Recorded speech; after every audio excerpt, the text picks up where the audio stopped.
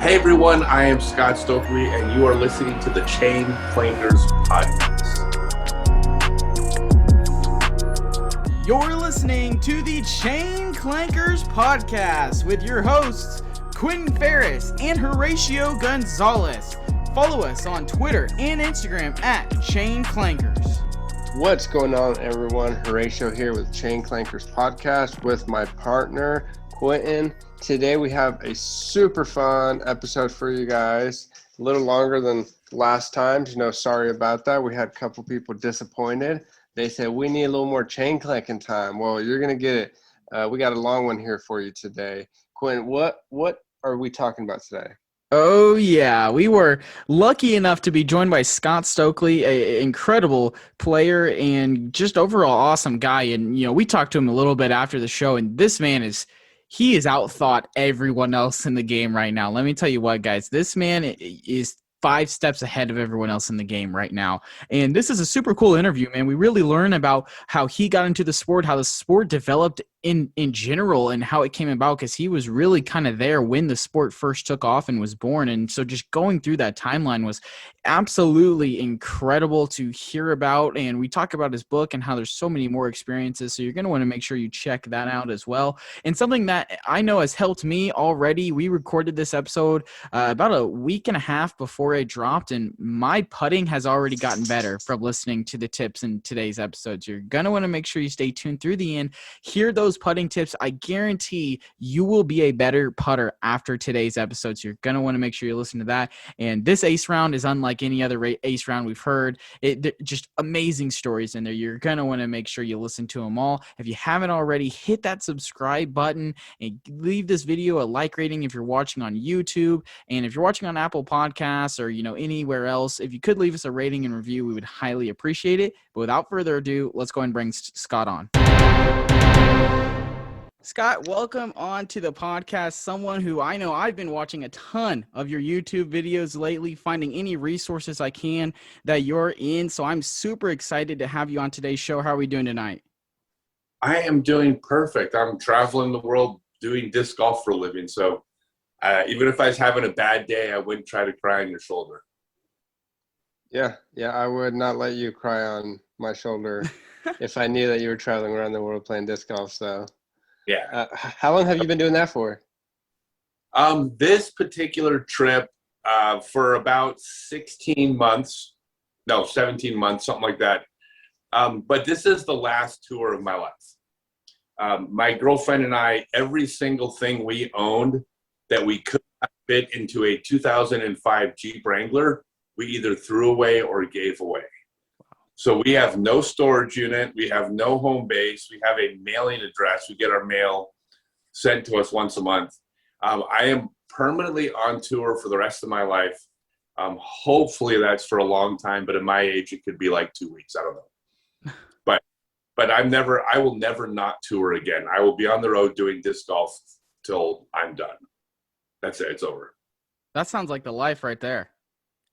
It's not for everybody. A lot of people need that, kind of security of the home base or, which I totally respect, but that's just not me. I've always been happiest on the road. I've done, give or take, 10-ish years on the road total. I'm happiest when I'm traveling, going to new places. I'm not happiest when I am in the same place every week. That's just not what I enjoy. That makes sense. I've always said it's not very natural for us to be in one place all the time, or people, take one vacation, one or 2 week vacation a year, and then the rest of the year, same place, same thing every day. I feel like it's not very healthy for the mental. I mean, our rule that we have is that as soon as we can find our way back to our hotel without GPS, we've been there too long. And that's usually about three days, maybe.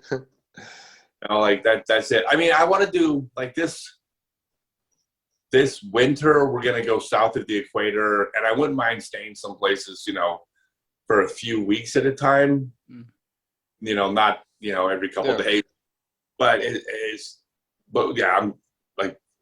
I'm not landing. That's never again. Nice. Well, that sounds super fun. I guess a quick question then, just based off that, I have real quick. You were saying you're going south of the equator here this winter. How much, I guess, disc golf have you been able to do overseas? Have you been able to do quite a lot throughout your career, or is that kind of something you're looking forward to getting to do more? No, I've played 8 tournaments overseas. I think I've done 3 in Switzerland, 2 in Germany, a couple in Japan and Sweden. But this winter, though, it's not about disc golf. Well, that's not true. I want to spend at least a month in New Zealand with Simon Feasley down at RPM. I'll be doing disc golf stuff in New Zealand, but that's not the main reason I'm going to New Zealand. But the first thing on the agenda is we're going to go to Patagonia, to southern Argentina, southern Chile, and I want to spend at least a month riding horses across. Yeah. And the only thing we're trying to do is, we don't really know how to ride horses yet. Mm. So we're trying to learn enough about horses between now and December so we can convince someone in Patagonia to rent us horses. So we need to know just enough to convince them their horses are safe with us. And then we're going to take off for at least a month and just travel by horseback. Wow. So that's the type of trip I like to do. Yeah. So that's not disc golf related, but this is golf season now, so it's about golf right now. Yeah, that sounds awesome. Patagonia is like a world of its own, so very excited for you. Hopefully you enjoy it, and the horses also enjoy it, and you guys have a good time. I just hope we don't lose the horses. So yeah. We're taking horseback classes this summer, so we can pretend to be horse people. But the thing about Patagonia is it's so big, and I want to be able to see more of it than I could do hiking. I'm 51 years old, so I can backpack and hike pretty good.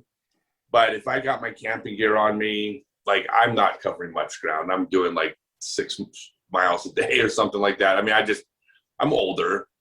So by horseback, you can up that 6 miles to 20-something miles and not have to carry your gear.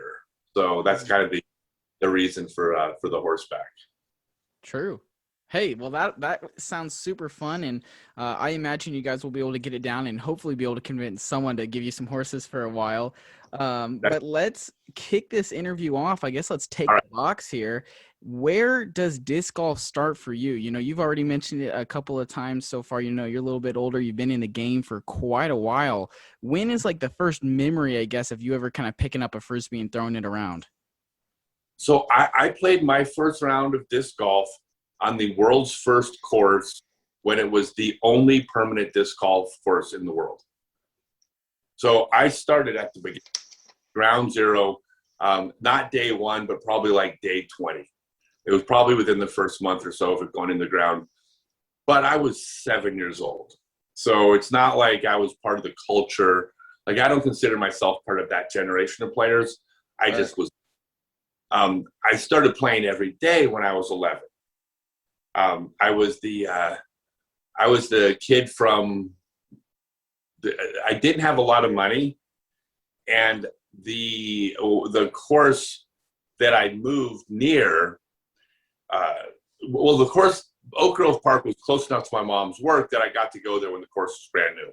But 4 years later, I moved to that town next to the course, which is very rich, white, conservative, rich, wealthy, affluent, whatever you want to call it. It was a rich LA suburb. And I wasn't the rich kid, and I couldn't stand it. I didn't like the culture. I didn't fit in. And then here's this disc golf course with a bunch of, long-haired, partying hippies that took me in and adopted me because I like that. Those were my people. That's who I gelled with. And my dad passed away when I was 7. And in hindsight, when I look back, I think there's something to the fact that there's a bunch of adult grown men that I didn't have in my life until I until I started playing every day. So I think that probably had something to do with it too. But no, I started playing at the very beginning there. All the people that you've heard of in the sport from the early days, those were all my friends, just people I grew up with. So talk to us a little bit about what that scene was like. I'm sure you had 6 or 7 different disc companies with 4 different kind of plastics and all kinds of fancy plastics, and you had fairways and drivers and 14-speed drivers. No. So when I started playing, the peak technology in flying disc sports were the frisbees you could buy at the grocery store. That was it. The what you bought at the local, it wasn't Walmart back then, but the local J.C. Penney's or Sears. That frisbee that you bought in the toy section is what you competed with at tournaments. It wasn't until the late 70s that Whammo started making heavier frisbees, and frisbee is a brand name of Whammo, so that's why it was called frisbee golf. Not because Whammo owned the sport, but because almost all flying discs were frisbees, so it's called frisbee golf. And what Whammo did is they came up with the idea of adding an additive to their discs, which happened to be a glow-in-the-dark phosphorus additive that made their traditional frisbees glow, but also made them heavier, and those were the first golf frisbees. Those are the midnight flyers. So the glow-in-the-dark frisbees that had either, the numbers either 1 through 9 on the front, those were the first equipment made for the sport. I think it 78, 79, somewhere around there. And they were frisbees. They were just heavier.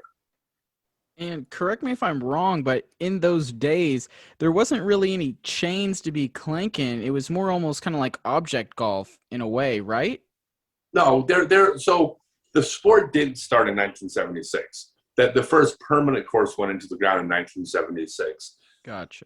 There's record of frisbee golf, like actual record of it being around somewhere around the late 60s, I believe, up in Berkeley, but then they were also doing some things up in Rochester at the same time. It's very highly probable that people invented games like playing golf with a frisbee many years before that, when frisbees came out. But the first record of an actual club running a tournament and then establishing a course. So there was a course on the campus of UC Berkeley, but that was object golf. You had tapes around trees and light poles and such, fire hydrants, things like that. And but the first chain baskets went into the ground in 76. And the reason that was significant was that was what holing out was.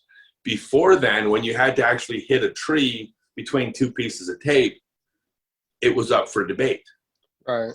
You're standing 40 feet away. You can't tell if it was an inch high or an inch low. So it was a little bit subjective, or if it just ticked it on the way by.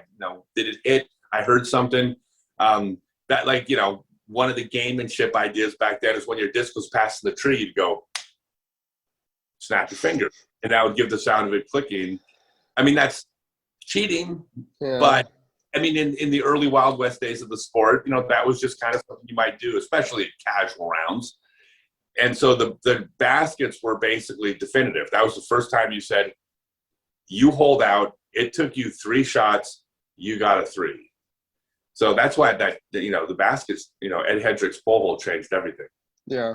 That was going to be kind of my next question is, once this course was in and you started playing, what did a casual round look like? Like, you guys went out to play. How did you keep score? Like, what was just a normal round like? Yeah.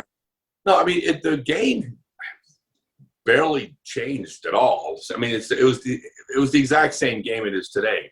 There was an evolution in technology, evolution in rules, course design. Things got better. Players got better, but the game was always the game. You threw a tee shot, you marked your lie, you advanced to the target, you counted your strokes. So none of that. It was definitely disc golf, and just but like any sport, if you go down a rabbit hole, pick a sport like baseball. Look at the early rules of baseball. There were some weird rules, like in the 1800s.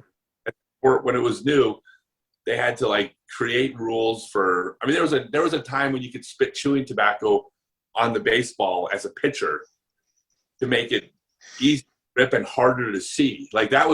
They had to invent a rule that said no chewing tobacco, but that wasn't in the first year of baseball. That was 50 years after baseball started before they said, hey, maybe you can't spit chewing tobacco on the ball, right? So, but it was same game. It evolved.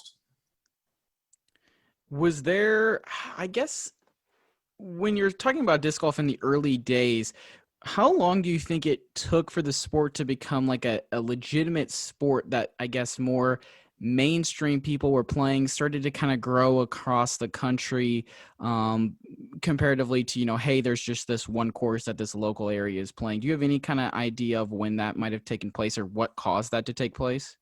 Yeah, I mean, that's subjective because that's based on whatever standard you use to, to call it legitimate. It's more of an evolution over time. The thing about it, so disc golf came out of an era of flying disc, or really frisbee sports. And the idea of frisbee sports back up and through the 70s, even in the early 80s, but especially up until the 70s, you didn't play one frisbee game. You played a bunch of frisbee disciplines.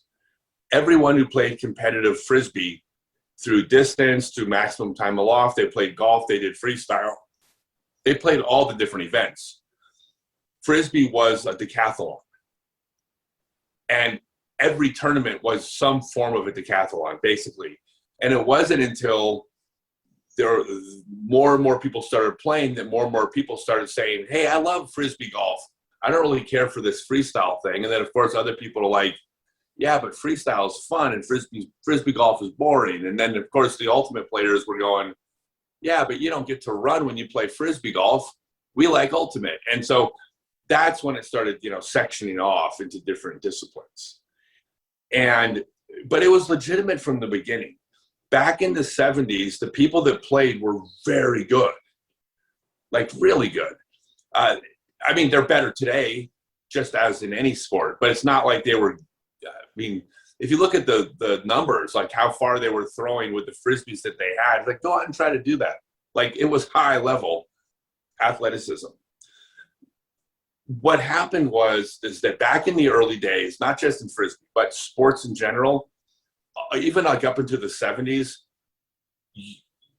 sports were something that you did in school, but then when you became an adult, you watched.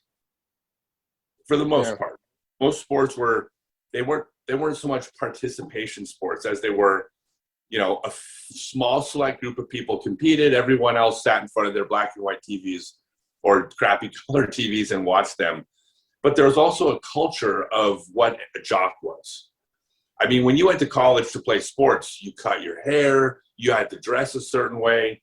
There was a culture that not all athletes fit into.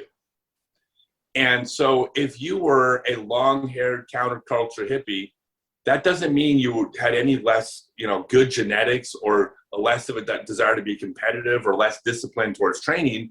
It just meant you didn't fit in with the baseball team. So there were what sports were out there that you could then compete in. Well, skiing was one of them. Skiing used to be very counterculture. It was a rich person sport, but it was also very counterculture. Skateboarding, things like that. Surfing was like before frisbee, it was huge. So that's really what you had. You had very high level athletes, but they didn't pass the eyeball test of culture. They didn't look like jocks, but they were just as athletic as the jocks. And so it was a legitimate sport since they started competing at any level, I would say. And then every year it got higher level.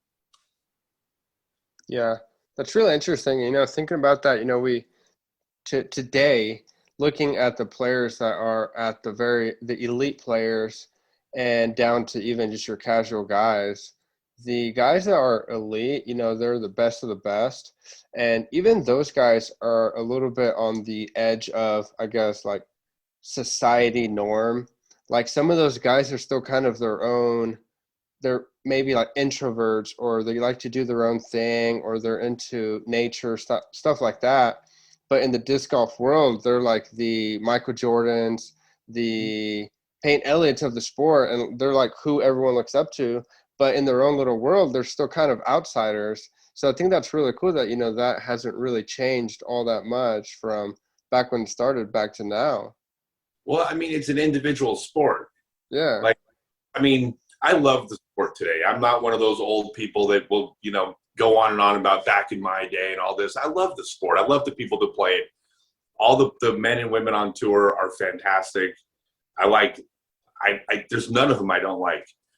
But one of the few complaints I have is there's this tendency to want to water things down. We want to try to control this one group image, which kind of goes against, well, it goes against Frisbee and disc sports, in my mind, in my opinion, but it also kind of takes away from the individuality that we have, and they can be marketed.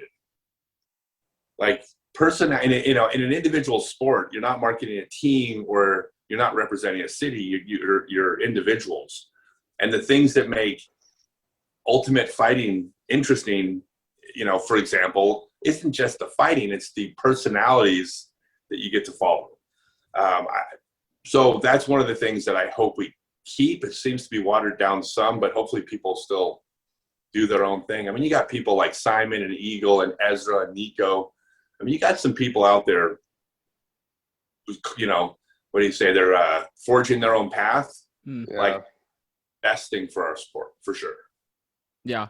And I mean, I think that's really good. And I think you can also look to those guys, and you can also look to Paul and Ricky and even Calvin, a little bit of those guys who are, if they can market themselves and make themselves, I don't want to use the word popular, but if they can make themselves popular and what they're doing in the sport popular, I mean, it could help continue to bring more people in. Literally, our last episode for Ratio, we talked about the Brody Smith effect and how Brody Smith and his popularity has brought so many new disc golfers to the sport, which is absolutely incredible. And I mean, the more eyes we can get on the sport, I think the better, obviously.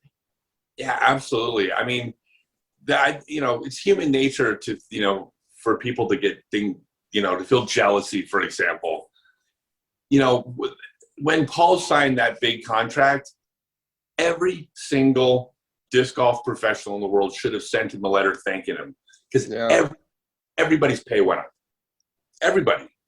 Or if it didn't, then you need to get like an agent or a better agent or manager like he raised the watermark. Everybody's following, and a lot of people recognize that, but not everybody, and it's unfortunate because, Paul is the best as far as players. He's the best thing to happen to the sport in a very, very long time. He's our first hero in the sport. Yeah, he's definitely taken it to new levels that people maybe would never have thought about. Like you said, it's an individual sport, and people, they love disc golf, they want to play it, and they want to compete as much as they can, but they didn't have that, I guess, that Michael Jordan. Michael Jordan was an amazing player, but his mind was also business oriented. His shoes are collector items now. He's a billionaire because he had that mindset of, I'm not going to be able to do this forever, but what can I do for the sport that will make my legacy last for a very long time? And I think Paul McBeth has done that, and that's great for everybody, like you said. Yeah, I think so. I'm trying to do that, like, with my teaching. I do really well, and everybody that wants to will be able to do well because I'm doing well.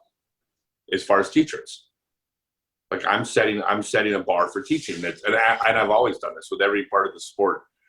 I was the first person, I created the traveling throwing clinic.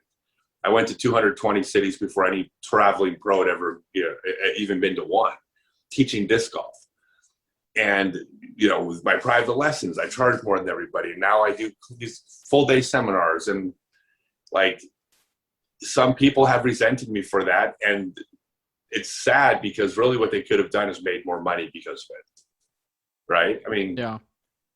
I think you're 100% spot on. And you can look at, I'll bring up Patrick Mahomes' deal, right? He's the highest paid ever in NFL. You go back 40 years ago and you see some smaller contracts that we would think they were tiny today for those who are best in the game. And Paul getting the bag, like you mentioned earlier, gets everyone else paid. And I think something that's very important in the sport is the disclosure of how much these companies are paying everyone, because then everyone else will inevitably get paid more, hopefully.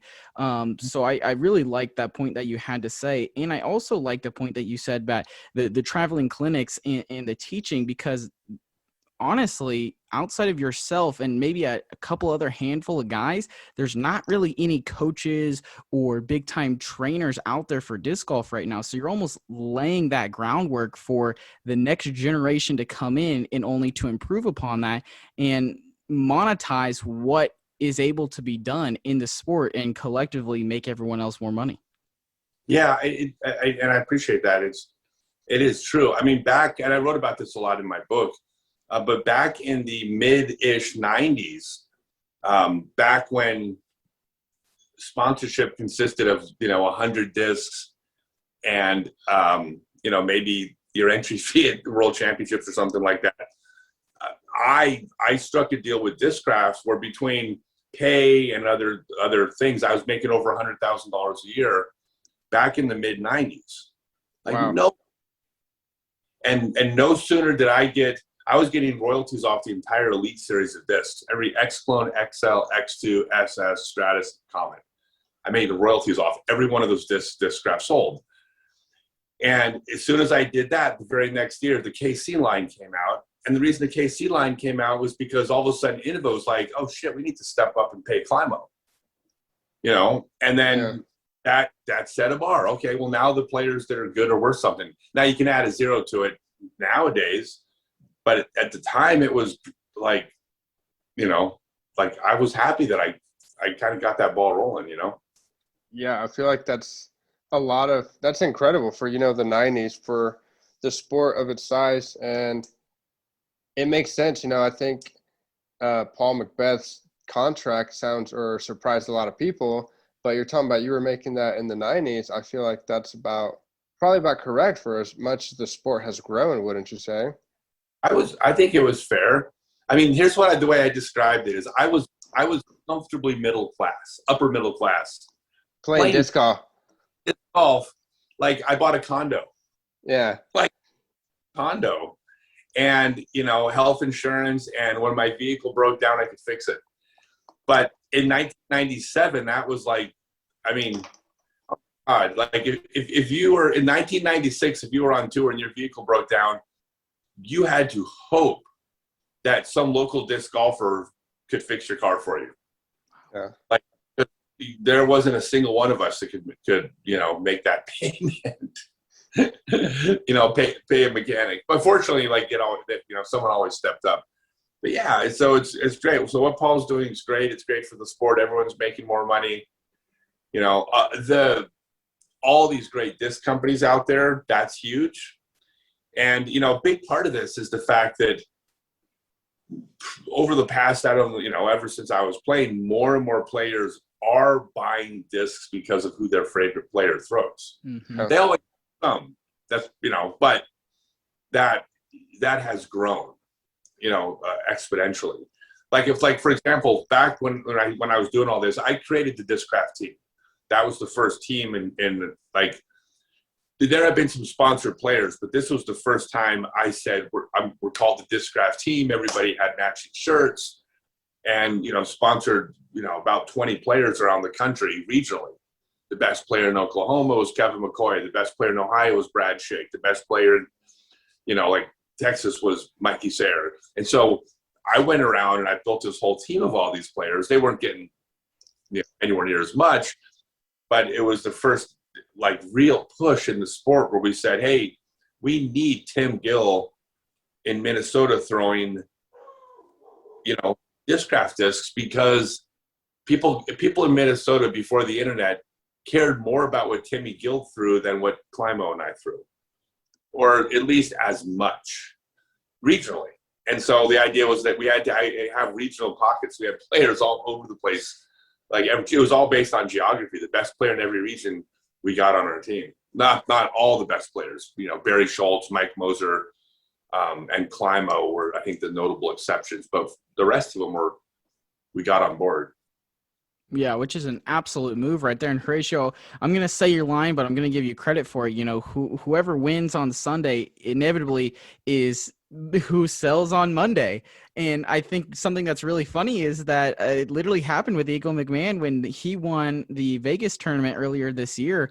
Then Discmania decided they were going to do something else, but inevitably dropped a bunch of more tilts, and then they restocked a bunch of things, and they all sold out very quickly. So I thought that was a really interesting point. And we do see that to be true still today, proving with Eagle McMahon and other players. And I know I throw certain discs because I like certain people. And so, yeah, that's really, really cool that you kind of just shedded some light in on that and kind of showed that that theory was kind of true. So something else I did want to talk about, though, was I wanted to talk a little bit about your book that you have out. Could you maybe explain kind of what your book is and where people could pick it up at if they haven't heard about it before?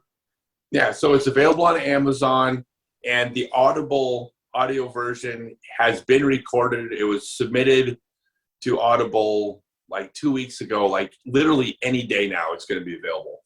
I mean, it's done. It's completed. So it's called Scott Stokely Growing Up Disc Golf.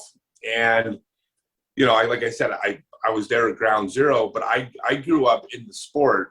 Like my first real 25 years of life, I mean, because before I was 7, I don't even remember. So really like my first 25 years of life, like they just paralleled the first 25 years of the sport.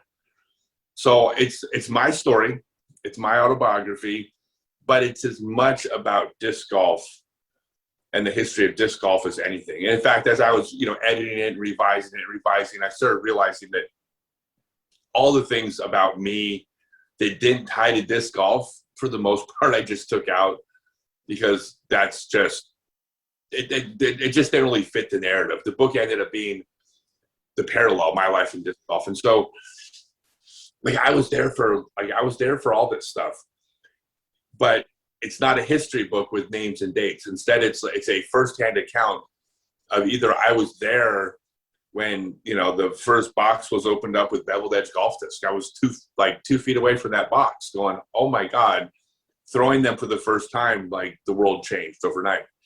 Other things that I wasn't there for, but I could tell the story of what it was like. Like in 1988, Glenn Whitlock went on tour, the first player to tour, and what it was like to, you know, the day that someone said, hey, there's this guy out disc golfing for a living. And we're like, what? That's not possible. Like you can't make a living playing disc golf. It's like that. It wasn't even a thought. Or, you know, even a dream. I mean, maybe it was, no, that's not true. It was a dream. He dreamt about it all the time. But it didn't seem real. So I got to tell the firsthand account. I got to tell about him touring, but I also got to tell what it was like the day we found out that someone was actually doing this. So that's what the book is. And it's I think it's good. It's got 5 stars on Amazon. So it's, I think people are enjoying it. It's very honest. It's the early days of the sport were different. It was the Wild West. It was counterculture. It doesn't fit with the modern version of the sport, but I tell a very honest story of what it was like back then, the good and the bad. What are some things that you would like to see stay in the culture of disc golf, or I guess continue on, you know, from back in those days that you would like for to not disappear from the sport, I guess? Sure. The number one thing would be the individuality of the players. I never want to lose that. The number one thing that I wish wouldn't go away, but it will, is the family aspect of disc golf. Now, if you start playing disc golf today, you're going to say, what are you talking about? We're like a big family. You go anywhere in the country, you can meet up disc golfers with social media, and that's true. But it's not like it used to be. It just can't be. We're bigger now. We used to be a cult almost, yeah. Right? Nobody understood what we were doing. Every single player that played disc golf in the 80s and 90s, if they wanted to take time off for work to go to the tournament, they had to lie about why they were taking time off. Like nobody could tell they couldn't tell their parents, you know, like what they were doing with their weekends. I mean, we were misfits and we were outcasts. And so there's this camaraderie that will never be the same. That's one of the only things I think, you know, with so many things that are better about the sport now, that's one thing we've lost. So I wish that hadn't changed it, but it will and is. But other than that, I hope we keep our individuality. I hope that,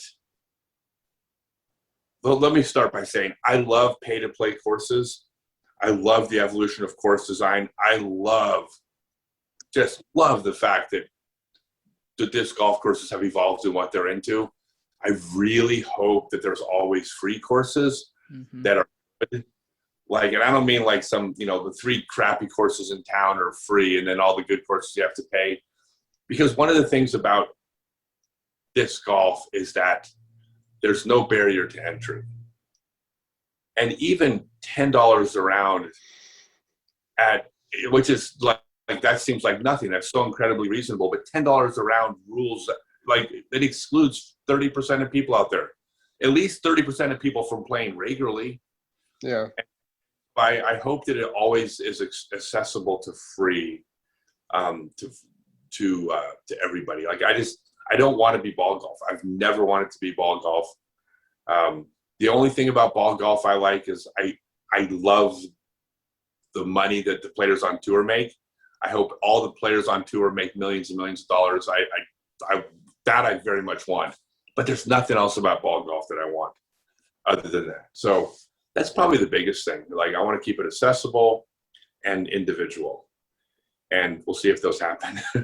Yeah. It's amazing. If you've been enjoying this conversation, I highly recommend you go check out Scott's book on Amazon.com. Very good read. And I think we've kind of talked a little bit about it. So, if you want more of that, if you're enjoying this show right now, definitely go check it out. And I agree with you. I don't like ball golf as well. I think ball golf, if we try to make disc golf more like ball golf, we will see not good things coming back to us. I think we're going to take a step backwards instead of a step forwards. And Horatio, I know you've mentioned this before on other episodes that, more ball golf courses are closing than opening every single year at this point.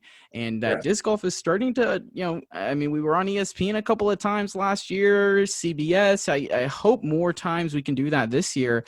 And the sport is continuing to grow. What do you think is maybe the next step for the sport to take another leap in growth and to become maybe more mainstream to the general public that's not just hardcore disc golfers? It's getting pretty damn close right now. In terms of just participation, if we haven't passed ball golf, we're passing it next Tuesday. Like we're right around the point where there's as many disc golfers as ball golfers in terms of like the amount of people that play at least once a month. Like 5 years ago, we were like 7 years out, but then COVID accelerated things. So I think we're probably somewhere in the ballpark. It's just based on the numbers, the decline in ball golf and the increase in disc golf.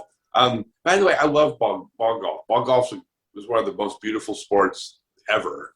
And the people that play it, that old guard, the good old boys, old white male racist network of players. Yeah, I think that's a very outdated stereotype. Ball golfers they're just cool people. But they have their sport. Like I don't want to be them because we already got ball golf. If that's who you like, if that's your culture, that's there. Like I want to be our own for the other people. That's all. Oh, as far as what's going to bring us forward, I just think we're going to keep going the way we're going. I think the dumbest question I've ever heard on a podcast, and there's no such thing as dumb questions. I'm not saying that, but this is a dumb question. When someone says, how can we fix what's wrong with disc golf? I've heard that so many times. I'm like, what are you talking about? Like, what do you mean fix? Like our sport it's jamming. This is not pre-internet days where we need to be on CBS on Sunday mornings to be validated. Yeah. Like we don't ever have to be on television. I don't know. Do you watch television? It's probably been at least back before I started traveling, I didn't have television for several years. And nobody younger than me did either. So we don't have the validation of a major network. Like we have our base, we have our following. The amount of people that watch the disc golf videos on YouTube, you look at, that video got 200 people. Okay, well, look at how many people watch ball golf on CBS. Well, ball golf on CBS was one metric. It was 1.3 million people watch this ball golf. Well, we had 200,000 people watch this disc golf thing, but another 180 videos about disc golf came out, and all of them got thousands of views. And when you add up all those views, we're also in the millions. Mm-hmm. Yeah. On television show with a Nielsen rating, right? So I just, we're just doing everything. Our sport's killing it. It's like there's nothing broken. Yeah. Yeah, I think it's really cool, you know, for us to be on CBS and ESPN and stuff to get more people. Yeah. To get more people introduce the sport to others, you know, at home that do watch TV, or at least get them familiarized. But I think that's like, it doesn't have to go that way for it to become, I guess, popular or legitimized, like you're saying. Like, what's to stop Joe Mess or GK Productions or someone else to be like, you know, we are going to be the staple, and Joe Mess kind of is right now. We're going to be the staple of producing disc golf tournaments and disc golf just events. And I mean, YouTube, you can make as much money as you want on YouTube as long as you have the fans. You know, there's millionaires that have come from YouTube. There's nothing to stop people from, you know, Joe Mess being where you get your disc golf coverage from. You know, they monetize those videos. They can pay more crew guys. They can pay more cameras, and it gets as much views as CBS. But then they're not losing money to these big companies or these cable networks. They're doing their own thing. So I think that's, if someone is able to do that, you know, I think they will make a lot of money and they will have as much success. They don't have to please the other side of television. No, they don't. I mean, as long as you're pleasing us. Right. You know, I think that the only thing that might be a little bit of gap is that, you know, major corporate sponsors, well, a lot of those companies are run by older people that are part of this old traditional generation. Like the whole advertising model of, we're going to buy a bunch of commercial time between popular television shows, and we're going to show people washing their clothing with Tide, and if they see it enough, they're going to choose Tide. Like, I mean, that is such a dead model of marketing. And people still do it because they always have. But that's not how people market in 2021. And so I think what's happening is more and more companies are going to start realizing we can tie, or, you know, we can hitch our boat, whatever you want to call it, to this disc golf thing. And how can we do it cleverly? I think we'll see it. It'll happen. But I mean, we're killing it. I mean, I don't know. I mean, I'm comfortable. I'm not struggling, you know, and I'm just an old guy. True that. So I think we've had a fantastic conversation so far. Something that I would like to talk about before we kind of get into the ace round and wrap this up is I would like to talk a little bit about putting, right? I feel like that's one of the things that can make or break a lot of, you know, newer players, AMs versus pros. You know, can you make those putts inside the circle? And I know I definitely have been struggling on the putting green. I went from making everything to I can't make anything right now. So I guess I want to start this discussion off with, you know, do you have, I guess, any good like practice routines or any kind of drills or maybe something someone could do at home that would kind of make their putting better? Yes, 100%. So first off, yeah, practice is key. But if you practice with bad mechanics, you're basically swimming upstream. I mean, you'll get better easily, but the question is, how long does it take? You know, if you do 1 million putts over the next year, and by the way, that's not that many.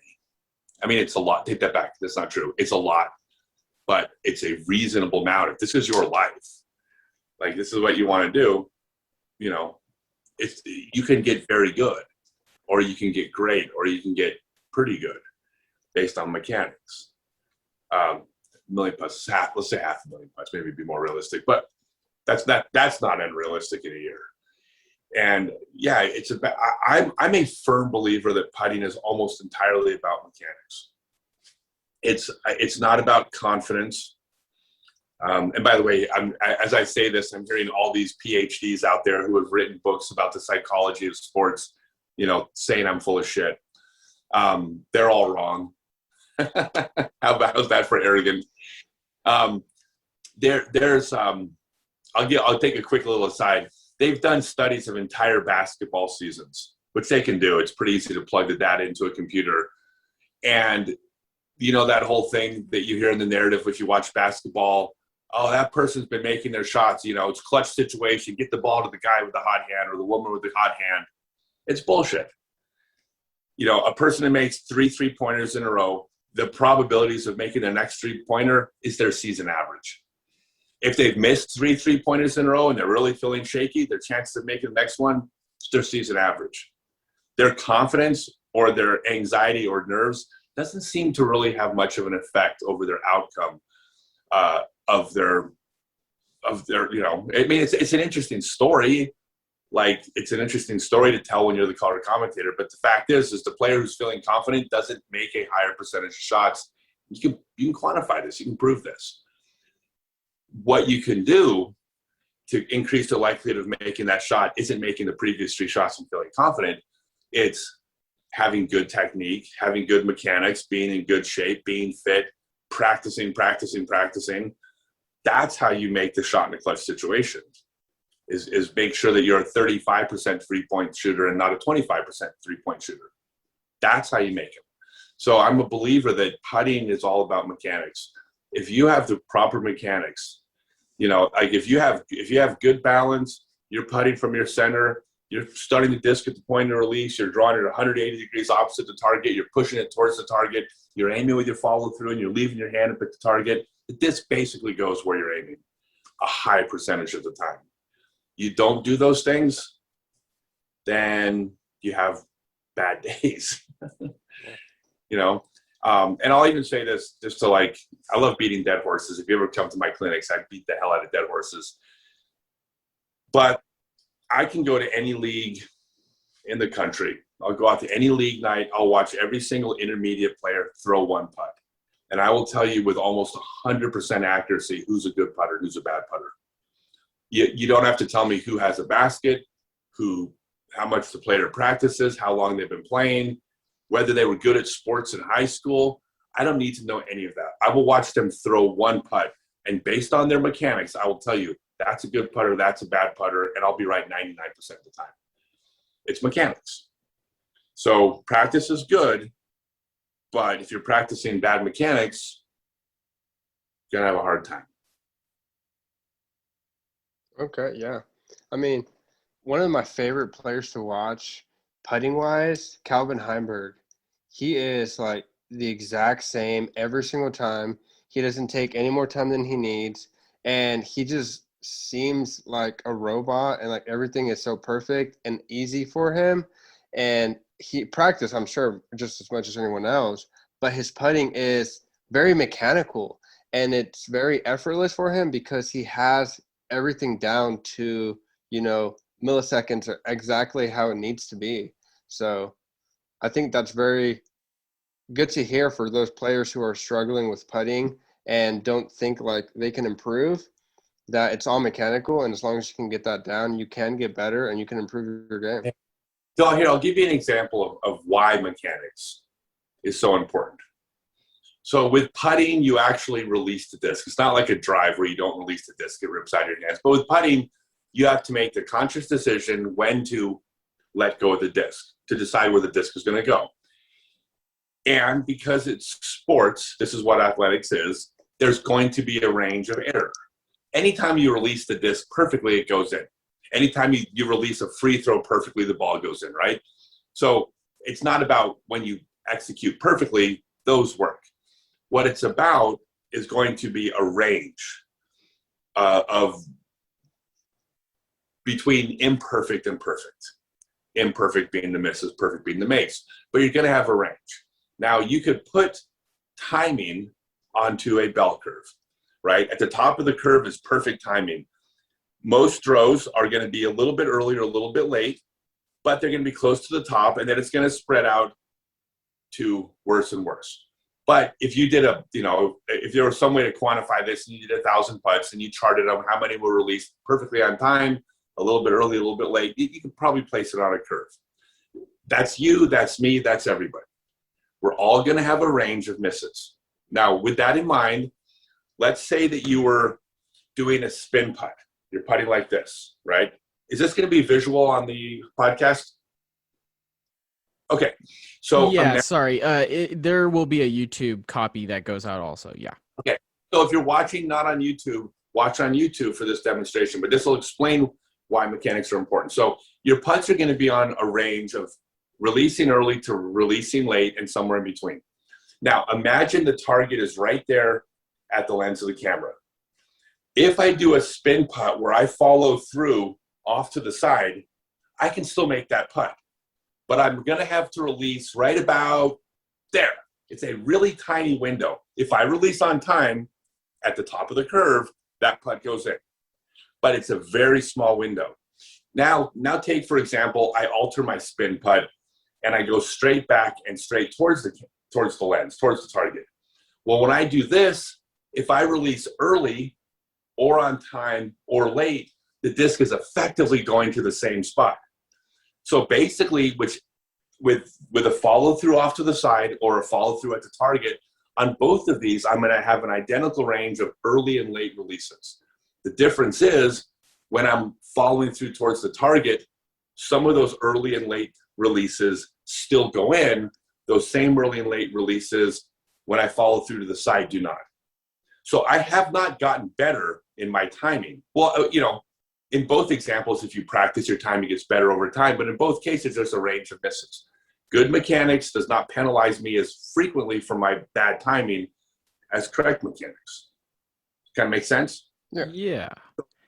So in other words, you do 300 putts a day for the next 6 months, good mechanics versus bad mechanics, your timing gets better in both, but you will make more putts with good mechanics and bad mechanics, all things being equal. That's why mechanics trumps everything, in my opinion. Yeah, that was a very detailed response right there, and honestly took about 3 of the questions I had away. But I guess a question I do have then for you is, let's say, you're doing this, and is there some way, I guess I know recording yourself is going to be the number one way, but let's say you, for whatever reason, you don't have a tripod, you can't record yourself. Is there a way to kind of tell if you are going straight at the basket, or if you're maybe just slightly kind of going off to the right or to the left, or if you're spinning too far? Is there a way to kind of know, other than just kind of where your hand is like finishing, I guess? As far as putting, yes. The way you can tell if your hand's following right is you leave your hand up till it gets to the target. You never take your hand away. And sorry to use Calvin as the example, but he's an outlier. I mean, Calvin's one of the top players to ever play the game. And I think he's getting better. Yeah. But when you putt, you leave your hand up till the disc gets to the target.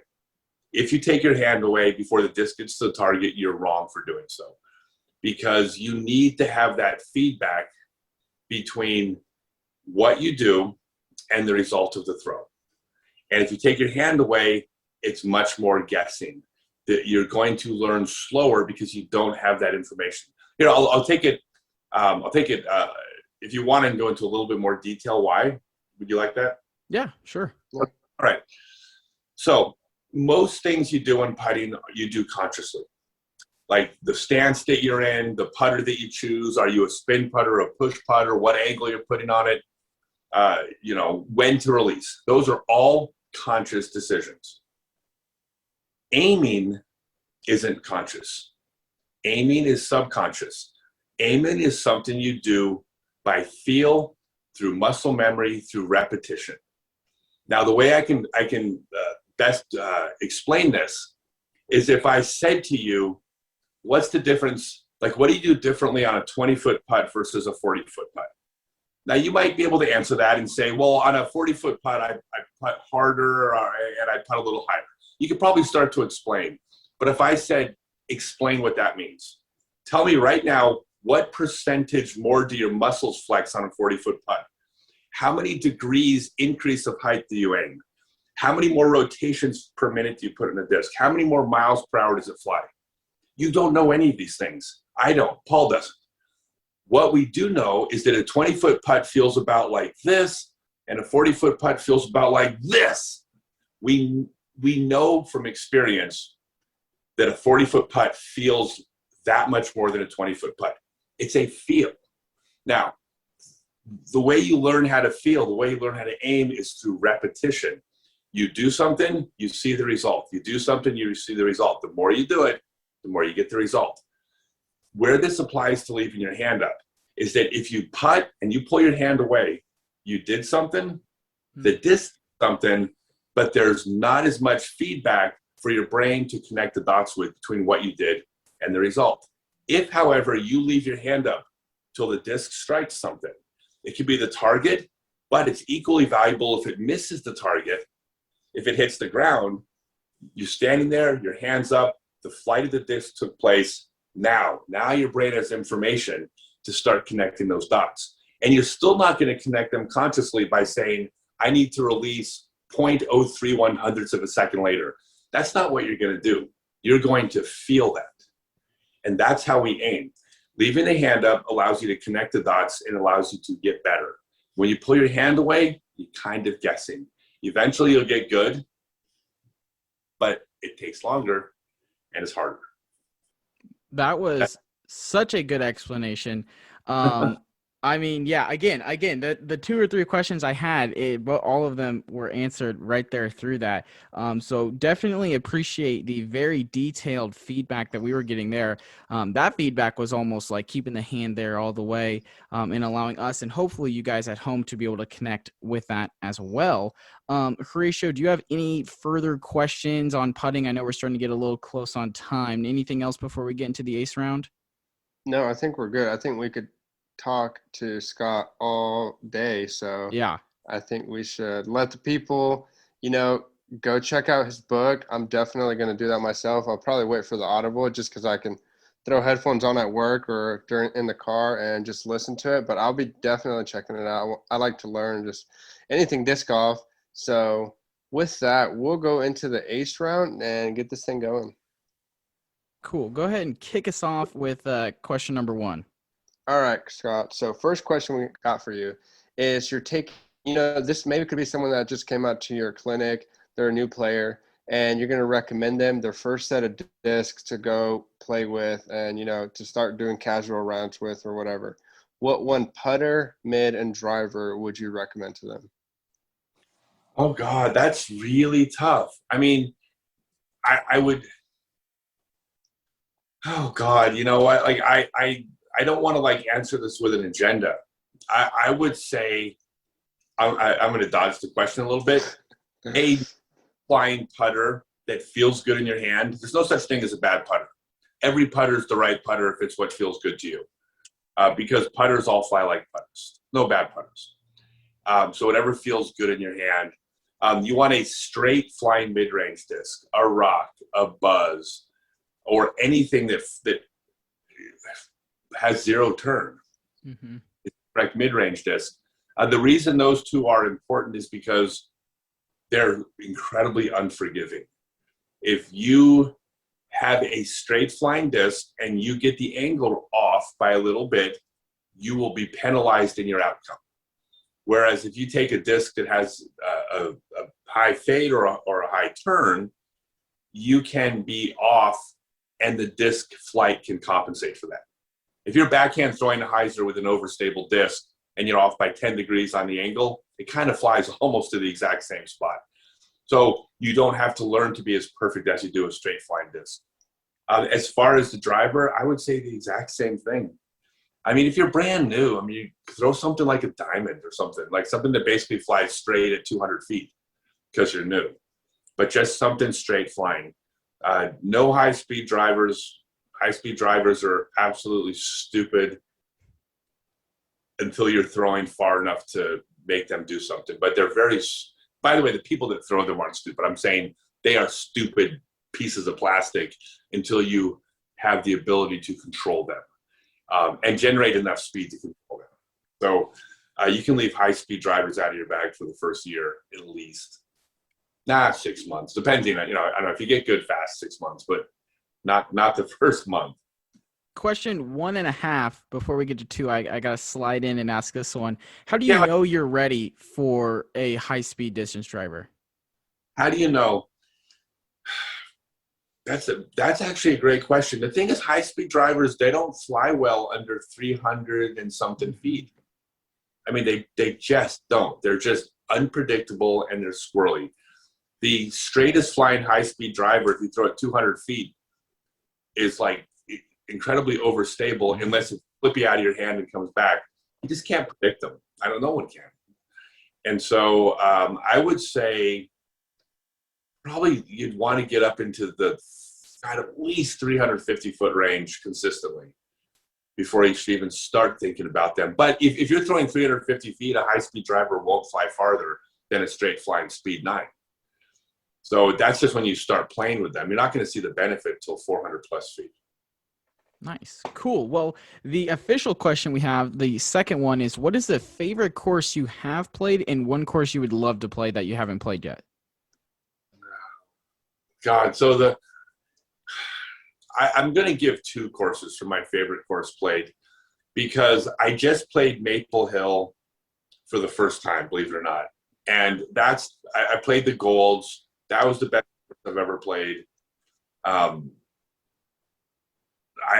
know there's courses that very good players say it's the equal of Maple Hill, but it's the best quality disc golf course I've ever played. But there's a course called Caliper, which is on the northern tip of Idaho. And I mean, like, Simon could reach Canada in 3, or the rest of us with, 5 driver shots. But it's a private disc golf course north of Sandpoint on top of a mountain. And it's hard to put into words. I mean, it's just this piece of land that belongs to private. He originally built this course for his friends. Now it's open to the public, so people come up there, but it's incredibly special. So I'm going to give those 2. Now, the ones I want to play, oh, God. I could give a cheesy answer and say the next one, but I won't do that. I want to play – I'll tell you the next exotic place I'm going to go is there's a couple courses outside of Johannesburg, South Africa. My plan is to go this winter after South America. And so I'm going to go ahead and I'm going to say that just because I'm right now in my life, in my career, I'm looking for new experiences. Yeah. I also, there's a course in Zambia, like there's some places in Africa. Like that's gets me way more excited to play disc golf than any course anywhere else. Yeah. Yeah. Great answer there. All right. Our next question. One tip you would give to yourself who just started playing disc golf? One tip I would give to myself? Yeah, going back to when you started or when you started taking it seriously. One tip you would give to yourself? If the one tip I could give to myself when I was 7 years old is don't do drugs later in life. Because this is I was 19 years old. I decided that I was going to be, I got into the party scene when I was younger. Yeah. I'm kidding about that. I'm kidding. I had some exciting times in my youth. It's all in my book. The one tip I would give myself, oh God, go look up Adriana down in Texas. Brownie point. He's rolling her eyes right now, like with this, like that's your best shot. God, I don't know what tips to give myself because there's nothing about my life I would change. Mm-hmm. Like I change a thing about anything that I've lived, the good or the bad. So my tip would be just keep doing you. I like it. Enjoy the ride. It'll turn out great for you. Hell yeah, man. Our fourth question we got for you is, what is your favorite memory playing disc golf? My favorite memory playing disc golf. God, that's a really good, a favorite memory. Oh my God. Like that, my whole life has been disc golf. And so I try to put that down, maybe winning the Wintertime Open when I was 17 years old. or maybe even, no, my favorite memory playing disc golf, I would say, is the day I decided to go on tour for the first time. That's a good one. Yeah. Yeah. Yeah. And the reason why is, I'll tell you a super quick story. I won't get all wordy this time. But basically what happened is that I was going to college because that's what you're supposed to do. And I was in my third semester and I was working at Kinko's, and I had earned a day off incorporated with my stupid job, and like 2 months away. And I begged my boss to get this day off, to take a Friday off to go to a disc golf tournament. And he laid the guilt trip on me, and he laid into me. And I remember just pleading with him to get this day off that I had earned. And eventually he gave me this day off, but only after I had to like battle this guy for it. And I walked away very shortly after, and I realized that if I stayed on the path I was on, I was 20 years old. If I stayed on the path I was on, I was going to be doing this the rest of my life. I would be getting more money for it, but ultimately someone else would have control over my life. And that's when I said, I can't do this. I can't live that life. And I decided to go on tour for 3 months. And then after I made a living playing disc golf for 3 months, that's when I said, I can do disc golf. I don't have to join corporate America. I don't have to follow any other path that I was told by my guidance counselors that I was supposed to follow. So I would say my favorite memory is probably when I left to go on tour and I just went, I'm free.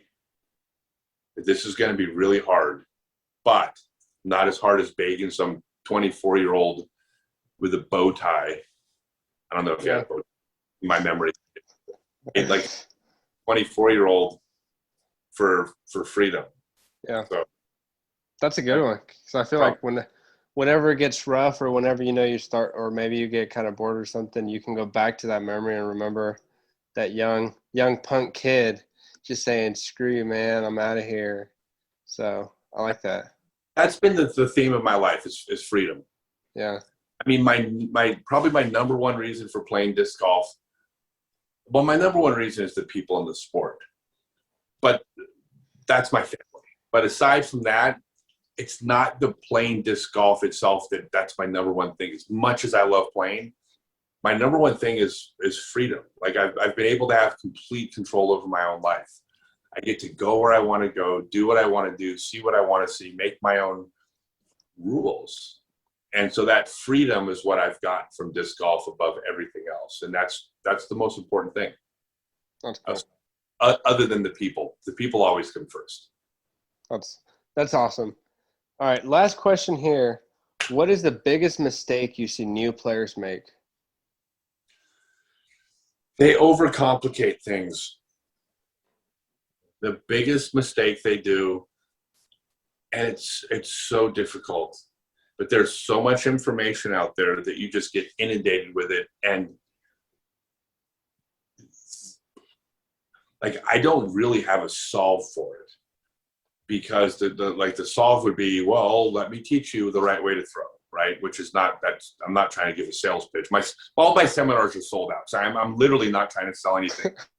So what I mean by that is, like, players get their heads so full of all these different things you do on a throw, and the vast majority of them are nonsense. They're made by YouTubers or form critics, not by teachers. And, the joke I always make, and I know this comes across a bit arrogant, but it's also true, which is I make the joke, like, what do all those YouTube tutorial videos have in common? And the answer is, I'm the only one in the world making money off them. And I don't mean me. It's like it's a metaphor for me or the people that are actually out there teaching. Philip Bartholomew in North Carolina is a fantastic teacher. Philo is a great teacher. Nate Sexton did tons of teaching. Danny Lindell's a great teacher. I mean, there's good teachers all over the place. They're the ones who are actually on the course working with you are the ones who are profiting off all these YouTube videos that are just confusing you. So that's the biggest mistake, I think, just getting, but again, I don't know what the solve is beyond, picking the right tutorials to watch, but I don't know how someone can tell the difference. And then getting with someone who's a teacher. Yeah. Like the person out at the course who's actually working with players one-on-one teaching is going to knock almost every YouTube video out of the water, because a disc golf teacher is going to be better at teaching disc golf than a YouTuber. Yeah. That's just a fact. Yeah, that's very true. Well, Scott, we appreciated you coming on the podcast. I had a fantastic time. I know everyone else at home had a fantastic time as well. Where can the people follow you at on Instagram? Your YouTube channel's amazing. I love watching videos over there. Where can they subscribe to you over there? And one more time, where can they get that book at? On Instagram, is that like that's that MySpace? Wait, what's Instagram? It's all the pictures. All the picture thingies? Yeah. Okay, gotcha. I had to ask my younger girlfriend what Instagram was because I'm elderly. No, go to scottstokely.net. That has all my social media on there. I'm actually very active in social media, but all the links are at scottstokely.net. Every time I do a clinic, every time I do a full day seminar, it's all going to be on there. Very shortly, there's going to be a link on top that says store where you can buy disc golf merchandise. If it's not up and going by the time you check in, check back next week. There's a pretty large inventory at the store you can get by clicking that store link. So scottstokely.net is everything. Scott Stokely YouTube channel, that's but you can get that through my website. Cool. Well, best of luck to you, and your girlfriend on tour and on your travels. Have safe travels, and I hope you enjoy them as much as you can. And if you can't get some horses, maybe someone will lend you some mules or something. Thank you for listening to the Chain Clankers podcast. Make sure you follow us on Twitter and Instagram at Chain Clankers, and hit that subscribe button wherever you're listening to us from so you never miss another episode.